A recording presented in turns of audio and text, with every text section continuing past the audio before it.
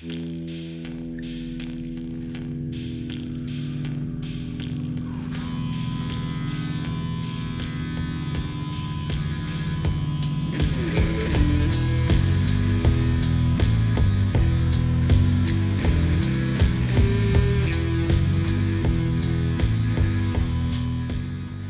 Close to Home contains narrative details that may not be suitable for all listeners. Too Close to Home discusses topics such as brutal violence, murder, and the discussion of drug use. Too Close to Home does not endorse or encourage any illegal or harmful activities. If anything discussed in this podcast could be upsetting or triggering, then it's best to assume this podcast is not the one for you. We thank you for your consideration. For notes, details, and source credits, please see the show notes or wait till the end of the podcast. As individuals and a podcast, we recognise and acknowledge the traditional landowners, the Yurkura peoples, in which this crime unfortunately took place, and traditional landowners, the Boonwurrung and Woiwurrung peoples of the Kulin Nations, where we are today. We pay our respects to their ancestors and elders, past, present, and future. To begin our journey, you must first imagine a quiet rural town where children are safe to run and play in the streets because, you see, everybody knows one another. A close-knit community founded on farming, trucking and hard work. A place where nothing could possibly go wrong until it did. Hi, I'm Bridget and the town in question is Deniliquin, New South Wales, location of the Brooks family murders and my childhood home. I'm one of your hosts for the show along with my partner in crime, Hugh. Hi, I'm Hugh, and this is Too Close to Home, where we discuss a homegrown perspective on a true crime. Before we get into it, I'd like to give a shout out to our team members, Kate, Antonia, and Gemma, Legends. who have worked so hard with us on this project. Woohoo! We love them. So, Bridget, you grew up in Deniliquin. Just want to know, did Denny seem like a safe place when you were growing up? For sure. It was honestly like a dream place to grow up. Like it was just fun. You know, I walked to school every single day, rain, hail, or shine, walked home from school. There was a big group of us who would walk home together and we kind of all just stuck together, and it was great to know everyone around. You could walk down the main street and bump into your best friend and then spend the rest of the afternoon at their house, or, you know, you knew everyone who you played netball with on Saturdays and everyone just knew one another. So you wouldn't really describe it as a big town then? You know, it's a small place. Like, I think they have a population of around 8,000, and especially when I was growing up there, the drought was just so impactful. So I remember, like, thinking a lot of my friends moved town during primary school. I remember, like, at least, like, people in my year level, at least 5 left in the span of, like, a year or a year and a half. People were just moving because, you know, their livelihoods were just kind of slowly diminishing with the drought, which, I mean, sad. Yeah, it's crazy. So, being a small town, of course, you didn't bump into people just on the street randomly. What was the community like in Denny? Like, it must have been pretty tight-knit. Very tight-knit. Like, I think the big part of Denny, of an identity of being from Denny, is the Ute Muster.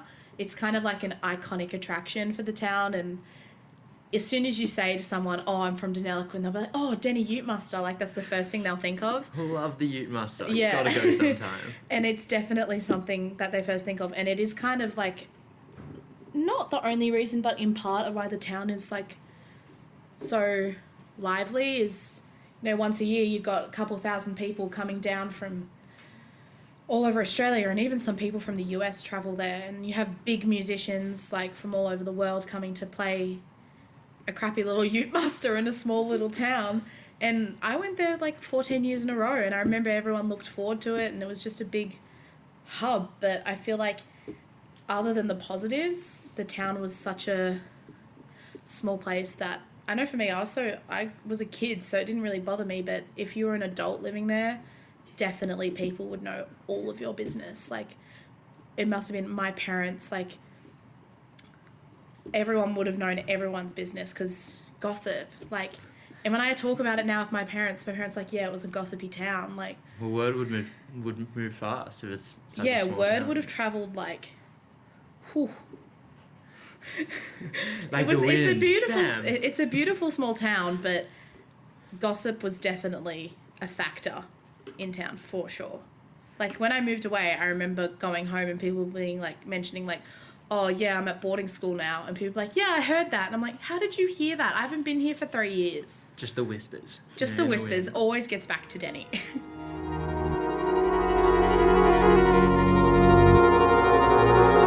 How do you think the town impacted the crime, or how the crime impacted the town?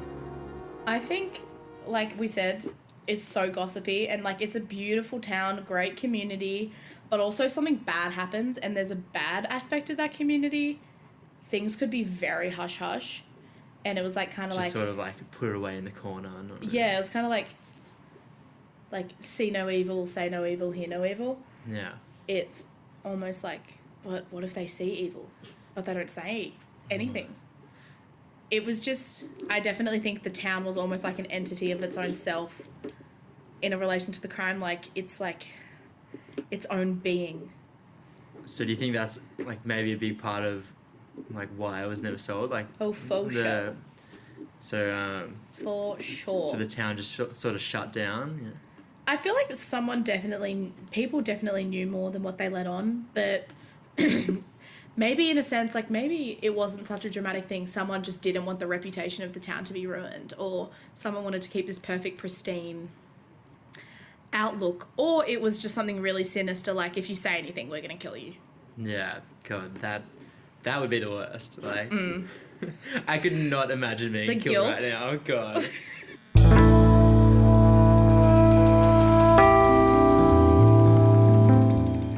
So we'll jump in and talk about the details of the crime, shall we? Yeah, so tell me what you know about the crime. Give me the So- facts. I'll give you the facts. On the 16th of March 2000, a Deniliquin woman, Barbara Brooks, and her 13-year-old son, Stacey, were found dead in their car in the Moala State Forest, which is just southeast of Deniliquin. Their bodies were discovered by bushwalkers. Sucks. You're just out going for a bushwalk, minding your own business, and First I gotta imagine being killed. Now I gotta imagine. finding a body. Yeah. How awful. Oh, well, like And these being people, found by these people are the bushwalkers. most, they're just so wholesome. You know, I'm just going for a bushwalk with my girlfriend and my dog, and what a quick way to ruin a bushwalk, and a quick way to really ruin someone's life. I Yeah, mean, that's got to stick with you. Genuinely scarring. Like, Scarring. So, their bodies were discovered by bushwalkers the Thursday afternoon, and a third body, a man, was found a few days later and was then identified as Barbara's husband and Stacey's stepfather, Stephen Brooks. So days before, on Tuesday the 14th of March 2000, the family was just expecting to have a normal, regular evening together, eating dinner, watching TV, whatever, when suddenly Stephen received a phone call, and dressed in his usual blue dungarees, Stephen Brooks left his home claiming he was going to do a final job, which, interestingly to note, as far as I'm aware, he was unemployed at this time. So what could the final job be referring to? We'll figure that out soon. 3 hours later, the Brooks family phone rings again, only this time Barbara is the one to pick up.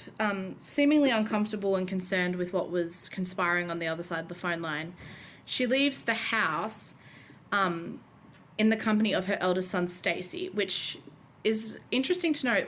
Why did her eldest son go with her? And also, she had two other daughters who she left at home with her mother. So they were with their grandmother, but still, if it was so late at night and you had a 13-year-old son and Like, it's a a bit school sus. night, like, what's going on? Barbara left with the alleged intentions of retrieving her husband. The three members of the Brooke family were only reported witness 2 times between that moment and the moment their bodies were found 2 days later. So firstly, Barbara and Stacey were seen by police when they were pulled over for a random breath test. And secondly, when Stephen was seen entering a hairdresser to change an appointment. And also seen at that time was a woman appearing to be Barbara and her young son in a car with an unidentified male. So they were sitting in the family's yellow Ford sedan, which... I mean, it's a bit suspicious. Yeah, it's a bit sus. Like, first off, why did Stephen go to the hairdresser To change an appointment. Like, you know, it's a bit weird. And also, if the guy sitting in the car was a suspect or the murderer, why would you bother changing a hair appointment? Yeah, exactly. Are you trying to create an alibi or, like, who knows? Anyway, so Barbara was discovered first, slumped over the car's inner console, covered with a tarp, which I think is just really weird. Like, were they trying to hide the body, or was it just a spare of the moment, chuck a tarp? Anyway, and Stacey was then found later by police in the boot of the car, which is just horrifying to think about. So the bushwalkers found Barbara and just thought it was just her until police rocked up. Honestly, it sounds like some pretty evil shit, like putting a tarp over someone's dead body when they're in a car. And then the why poor was, kid, why like... was Stacey in the boot? Like, yeah. What do you... And to think about, if you think about it, did they kill him first and then put him in the boot? Or was he, like... running, trying to make a run for it and thought, I'll jump in the boot? Or was he, like... did he climb through the back of the car and pull out something and jumped in the boot? Like, it's just to think about that poor little kid who probably saw his mum die and didn't know what to do. It's just heartbreaking. Heartbreaking. Okay, so all three, Barbara, Stacey, and Stephen, had been shot with the same 22-inch caliber rifle. A police task force was set up to investigate the murders called Task Force Rhodey. This task force was set up after the first two bodies were found. So they set it up really quickly. And it was first speculated that Stephen could have been a suspect, which is very common in police investigations, especially with families that, you know, a partner could be considered a suspect. Hold on. Do we know why it's called Task Force Rhodey? Is it like a code name? I think they just give names. I think they just chuck out names. Just random, you know? Yeah, I'm not sure. Could just be, maybe it means something, maybe it doesn't. Yeah. Who knows? That'd be interesting to find out. Maybe the dog that discovered the bodies with the bushwalkers was called Rhodey. We'll never know.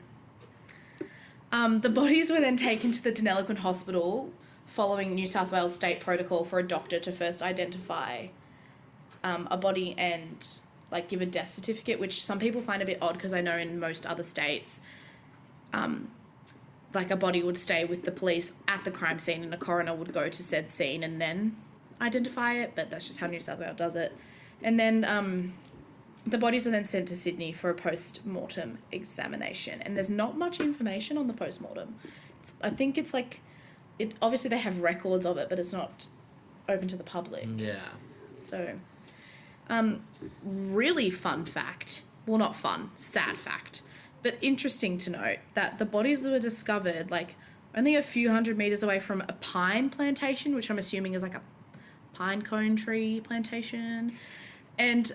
a woman's body was found there the year prior, like the end of 1999. A woman's body found there. So it kind of felt like almost two tragedies happened back to back in the same area. Is this place a dumping ground? Like, who knows? It could be, who knows? If it's gang related, we could never know. So Stephen's body had gunshot wounds to the legs, the lower legs and head, initially linking to the idea that he was running from his killer. But then it was also theorised that it could have been a form of gang torture or, like, torment, as it was speculated that Stephen had links to a drug community or...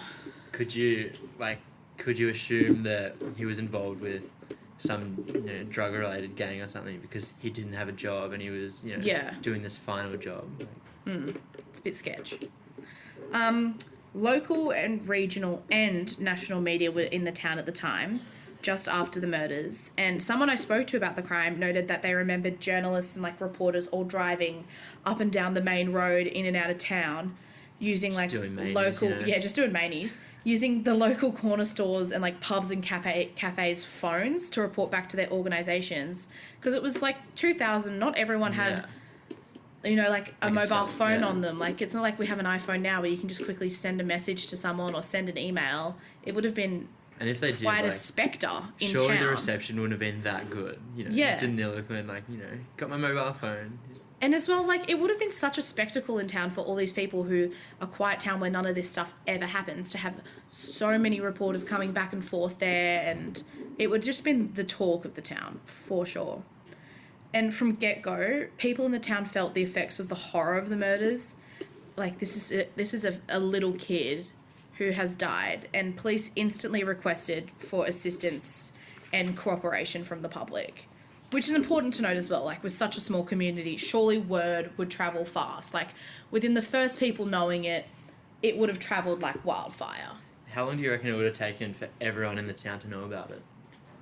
Like, I don't know how the word first got out. Obviously, people would have been driving in and out of town and saw all these coppers and reporters on the road, but I think the first report that came out in the Deniliquin Pastoral Times was like 2-3 days later. I think it was just after Stephen's body was found, because police tried to keep it pretty hush-hush, but people would have known straight away. Because it's on the outskirts of town, so I mean, yeah, people aren't driving past this. Yeah, like... the Brooks family, like, they lived just out of town, like almost near Mathaura area, which is a little small town in between Deniliquin and Echuca. But people drive that road nearly every day for a lot of people who work in Echuca. Like, people would have seen it, and word just would have travelled so fast, I think. Yeah. So as the investigation continued, parts of the crime's timeline came to light, with aspects leaving investigators baffled, with missing pieces of time and alleged sightings of the victims and questions arising, but, like, about why was Stacey even there in the first place? What was Stephen going to do? What was this, quote, final job? And how did Barbara and Stacey end up being part of such an awful crime? And why, if Barbara knew she was going into something questionable, that Stephen, where he was, why would she take her child? Yeah, I find it weird that Stacey was also, like, involved in it. Cause, even if he insisted, I'll go with you, Mum, like, maybe he was trying to keep her safe. But still, as a mother, wouldn't you be like, no? Yeah, and how much Stay here. How much could you do as a 13-year-old to protect a 13-year-old little kid? Yeah, like, he would have been in, like, year 7 or 8. Yeah, year 7 or 8, and, like, especially against, if they knew going into it was drug related or gang related, there's not much you could have done. Yeah. But I mean, it's just such an awful crime. Like, taking away all the dramatics of it, this is a family who, you know, have had such tragedy, and 2 daughters were left orphaned, and a grandmother without a daughter, and a son-in-law. Like, it's just tragic. And you got to remember that, yes, this might be interesting, but it's a family, and these are people's lives when it comes down to it. Yeah, it really is like a, you know, tragic case. It's awful. So that concludes this installment of Too Close to Home. Thank you for listening. We would like to credit the following sources: multiple articles from the Deniliquin Pastoral Times, an article from the Riverine Herald, a blog post from the Petty Fog blog, and also commentary from the New South Wales Police. For more information, please see the show notes attached. If you or someone you know have any information about this crime, please call Crime Stoppers on 1-800-333-000 or call your local police station. Tune into our next episode where we dive deeper into the crime's timeline, look closer at evidence, hear interview testimonials and more.